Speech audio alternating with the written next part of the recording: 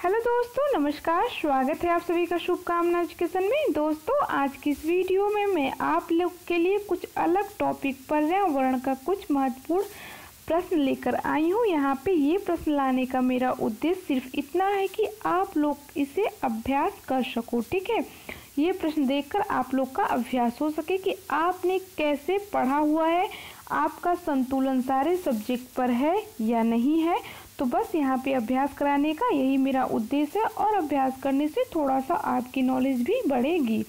तो सबसे पहले मैं आपको बता दूं कि मेरा हिंदी और संस्कृत मैं यहाँ पे पढ़ा रही थी, तो वो मेरा जो है सिलेबस लगभग कंप्लीट हो गया है। अब आपको सिर्फ यहाँ पे मॉडल पेपर दिए जा रहे हैं, हेड राइटिंग में दिए जा रहे हैं, ठीक है, किताबों से दिए जा रहे हैं, प्रसिद्धि बुक से दिए जा रहे हैं। जितना कुछ हो सकता है सारी चीज़ें आपको पूरे बुकों का निचोड़ दिया जा रहा है, तो उसको देखना बिल्कुल मत भूलिएगा। यहाँ पे ये पहला वीडियो है, ठीक है, 8 तारीख का।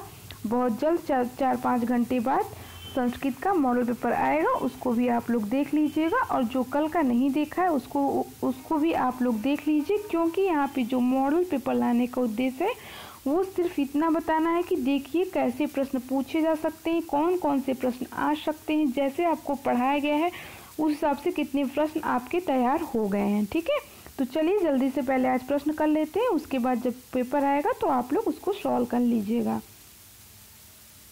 तो देखिए यहाँ पे पहला प्रश्न दिया हुआ है कि बच्चों को वायु प्रदूषण से परिचित कराने के लिए शिक्षक द्वारा प्रयुक्त सर्वश्रेष्ठ उपाय होगा कि वह, राइट आंसर होगा बी, एक लघु फिल्म दिखाने के साथ वातावरण को गंदा करने वाले संभावित तत्वों के प्रकारों पर बच्चों के साथ चर्चा कर सकता है। तो यहाँ पे देखिए व्याख्या दिया हुआ है, आप लोग उसको जरूर पढ़िएगा। ऐसे आप लोग कहते हैं कि थोड़ा व्याख्या भी दिया करिए, जिसको भी व्याख्या चाहिए, ठीक है, लेक्चर चाहिए, तो यहाँ पे बहुत इजी दिया है, बहुत इजी शब्दों में दिया हुआ है, तो आप लोग यहाँ पे देख सकते हो, पढ़ सकते हो। ठीक है, नहीं तो वीडियो बहुत लंबा हो जाएगा और आप लोग को टाइम वेस्ट होगा थोड़ा सा। वायु प्रदूषण के बारे में बताने के लिए आवश्यक कौशल में शामिल है, तो राइट आंसर होगा सी, वायु प्रदूषण तत्वों, वातावरण तथा जलवायु की गहन समझ। ठीक है, वायु प्रदूषण तत्वों, वातावरण तथा जलवायु की गहन समझ। आगे देखते हैं, भूमि प्रदूषण की अवधारणा को इस तरह सबसे बेहतर तरीके से पढ़ाया जा सकता है, राइट आंसर होगा भूमि प्रदूषण करने वाले कारकों का अवलोकन तथा उनका चित्र बनाने की गतिविधि को बच्चों को निष्पादित करने के लिए कहना। राइट आंसर क्या होगा ए, भूमि प्रदूषण की अवधारणा को इस तरह सबसे बेहतर तरीके से बढ़ाया जा सकता है, भूमि प्रदूषण करने वाले कारकों का अवलोकन था उनका चित्र बनाने की गतिविधि को बच्चों को निष्पादित करने के लिए कहना। चौथा देखिए, काजल और सोना दो लड़कियां हैं।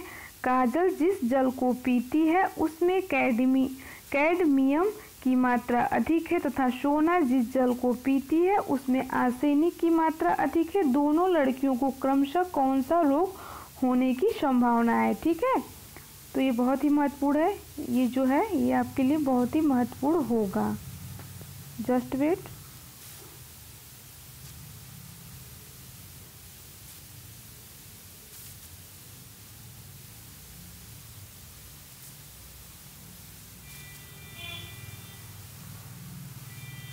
तो वहाँ पे आपका राइट आंसर जो था ए था। ठीक है, क्या होगा, ए होगा राइट आंसर।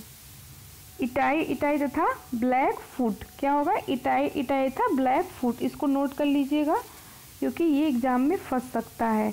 तो साइंस में ऐसे जैसे प्रश्न आ रहे हैं ना, तो उस तरह के प्रश्न आप लोग तैयार कर लीजिए। देखिए साइंस हो गया, और ज्योग्राफी, और उसके लिए आपको ज्योग्राफी के लिए और इतिहास के लिए और इसके लिए आपके क्या हुआ, एक और जोड़ा गया ना साइंस के लिए। ठीक है, तो इसमें आपको सिर्फ बेसिक नॉलेज होना चाहिए, थोड़ा पर्यावरण के लिए आपको थोड़ा सा पढ़ना पड़ेगा बुक। 5वां देखते हैं, जल में लवणता बढ़ने से मृदा क्षारीयता बढ़ती है, इस बात को बच्चों को कैसे समझाया जा सकता है। तो राइट आंसर क्या होगा बी, किसी जल में नमक की सांद्रता बढ़ाकर कुछ दिन तक जमीन पर डालना और फिर वहां पौध रोपण करना। सरला एक गांव में रहती है और लकड़ी या गोबर के उबले का ईंधन इस्तेमाल करते हुए चूल्हे पर खाना पकाती है। पिछले 3 महीने से उसने 1 कुंतल लकड़ी जला दी है। सबसे अधिक उसने किसे नुकसान पहुंचाया है? तो किसे पहुंचाया? वायु प्रदूषण से। ऐसे प्रश्न अगर आप कर लेते हो 1-2 प्रैक्टिस सेट, ठीक है, 100-150 प्रश्न कर लेते हो तो अपने आप ये सब प्रश्न करने लगोगे, पकड़ लोगे कि इसका राइट आंसर क्या होगा और पर्यावरणीय नॉलेज आपको हो जाएगा, ठीक है। ईवीएस का पर्यावरणीय प्रदूषण पर दिया जाने वाला दत्त कार्य निम्न में से किस प्रकार छात्रों की सहायता करेगा? ठीक है, तो इसमें राइट आंसर होगा डी, क्योंकि जब भी यूपी टेट में अगर डी ऑप्शन देता है, उपरोक्त सभी देता है, तो राइट आंसर सभी ही होता है। पर्यावरणीय प्रदूषण पर बच्चों को सूचना खोजने, अपने विचारों का निर्माण करने और उन पर संवेदनशीलता जागृत करने का अवसर प्रदान करता है। दत्त कार्य छात्रों के साथ अभिभावकों को भी जागृत करता है। प्रतिदिन पर्यावरणीय प्रदूषण पर गृह कार्य तथा कक्षा में अभ्यास कार्य के रूप में दत्त कार्य छात्रों में जागरूकता का विकास करता है। ठीक है, तो सभी सही है यहाँ पे।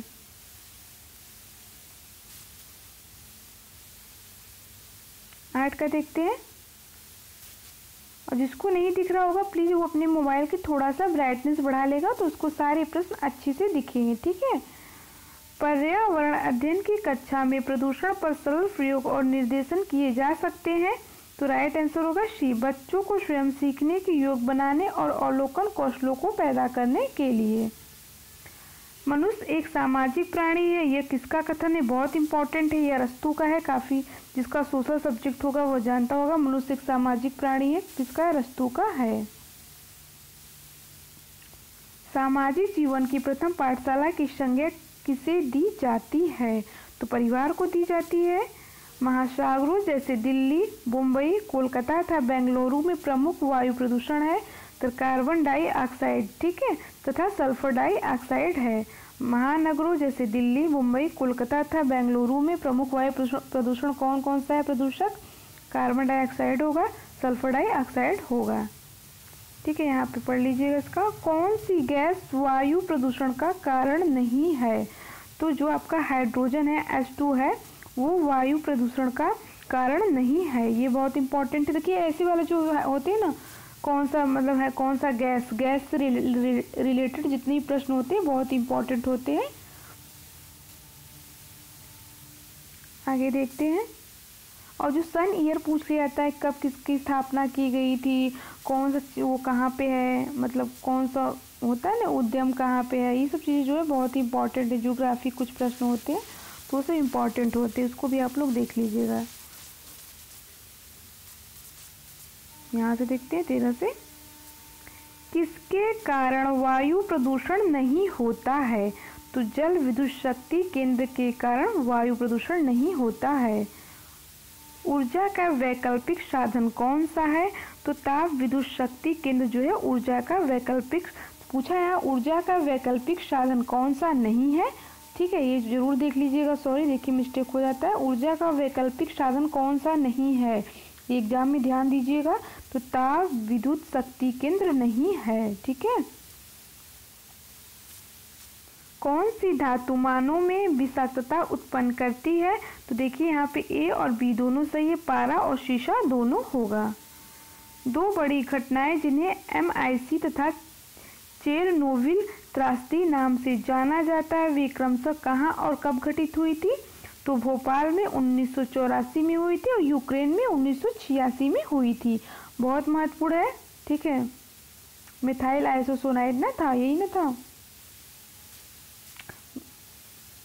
Methyl isocyanide. ठीक है, वायुमंडल में कौन सा पर्यावरण प्रदूषक भारहीन अपशिष्ट है? ठीक है, वायुमंडल में कौन सा पर्यावरण प्रदूषक भारहीन अपशिष्ट है? तो कौन सा है भारहीन? कौन सा है? ध्वनि एवं रेडियोधर्मी अपशिष्ट है। धूम कोहरे का निर्माण होता है तो धुएं और कोहरे से होता है। ये बहुत महत्वपूर्ण है, कई बार पूछा है। धूम कोहरे का निर्माण होता है धुएं और कोहरे से होता है। तो अगर आप मॉडल पेपर देखोगे प्रैक्टिस से उठा के तो ये बहुत बार पूछा गया है, इसको याद रखिएगा आप लोग।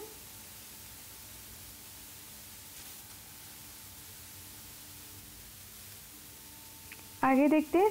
सरकारी एवं निजी कार्यालयों में धूम्रपान पर प्रतिबंध कब से लगाया गया है? देखिए जो थोड़ा सा ब्लर आया मैं फिर से पढ़ दे रही हूँ, ठीक है। सरकारी एवं निजी कार्यालयों में धूम्रपान पर प्रतिबंध कब से लगाया गया है? तो अभी हाल ही में फिर से लगाया गया था, ठीक है।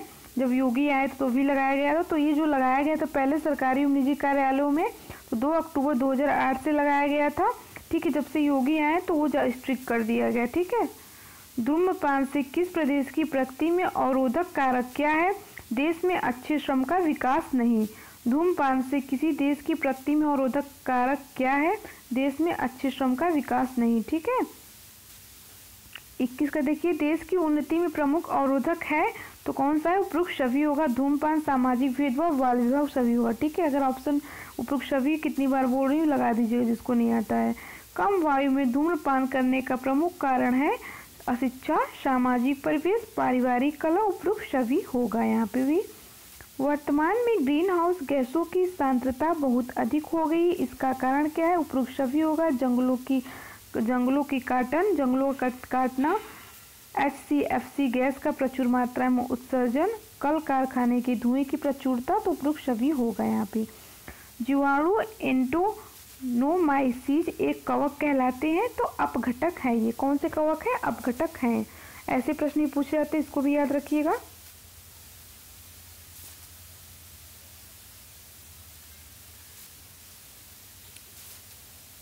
ज़्यादा जब स्कैन कर लो तो देखिए यहाँ से देखते हैं 25 से। यहाँ पे दिया हुआ है फ्लाई ऐश प्रदूषण किसके द्वारा होता है? थर्मल पावर प्लांट से होता है। फ्लाई ऐश प्रदूषण किसके द्वारा होता है? थर्मल पावर प्लांट से होता है, ठीक है। सॉरी आज पता नहीं इसको क्या हो गया है। स्वचालित वाहनों से निकलने वाली गैसों के प्रकाश रासायनिक परिवर्तन द्वारा उत्पन्न प्रदूषक होते हैं तो कौन से होते हैं? O3 एवं PAN होते हैं, ठीक है। सामान्य प्रशीतत कारक क्लोरोफ्लोरोकार्बन एवं NO2 एक गंभीर प्रदूषक है। यह वायुमंडलीय O3 परत को क्षति पहुंचाता है। पढ़ लीजिएगा इसको अच्छे से। यदि जैव मंडल में से CO2 को हटा दिया जाए तो सर्वप्रथम प्रभावित होंगे तो उत्पादक प्रभावित होंगे। अगर CO2 को हटा दिया जाता है तो धूल के प्रभाव से क्या होता है? रंध्र बंद हो जाते हैं। ये बहुत महत्वपूर्ण है, इसको याद रख लीजिए। धूल के प्रभाव से क्या होता है? रंध्र बंद हो जाते हैं।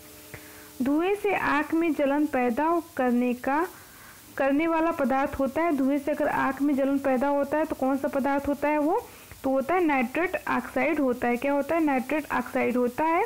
तो चलिए आज यहाँ पे 30 क्वेश्चन करा दिए। बस यहाँ पे 30 क्वेश्चन कराने का उद्देश्य मेरा ये था कि आप लोग देख लीजिए कैसे प्रश्न पर्यावरण में पूछे जा सकते हैं, ठीक है। जो नई बुक आई हैं तो अभी तक के यही प्रश्न दिए हैं, ठीक है। तो देख लीजिए, इतना घबराने की आवश्यकता नहीं क्योंकि सारी चीज़ें इसमें ऐड कर दी गई। भूगोल, संविधान और साइंस, ठीक है, इतिहास, तो सब चीज़ मिला के पूछी जाएंगी। काफ़ी बेसिक होंगे। जो थोड़ा पर्यावरण साइंस होगा वही चीज़ थोड़ा टफ हो सकती हैं, तो इतना घबराइए नहीं। बस ऐसे ही पढ़ते रहिए। और मेरा जल्द ही मेरा जो सब्जेक्ट है, टॉपिक है मेरा, जो मैं पढ़ाती हूँ हिंदी और संस्कृत है, मैं बहुत ही जल्द आप लोग के लिए मॉडल पेपर लेकर आऊँगी। 3-4 घंटे में आ जाएगी, उसको देखना मत भूलिएगा। सारे मॉडल पेपर देखिएगा जिससे कि कोई मिस्टेक आप लोग से ना हो, ठीक है। तो चलिए बस मैंने दिखा दिया। ऐसे पढ़ाई करिए, सारे सब्जेक्ट पे संतुलन बना के रखिए जिससे कि अच्छा नंबर आप लोग लास्ट रखो। धन्यवाद।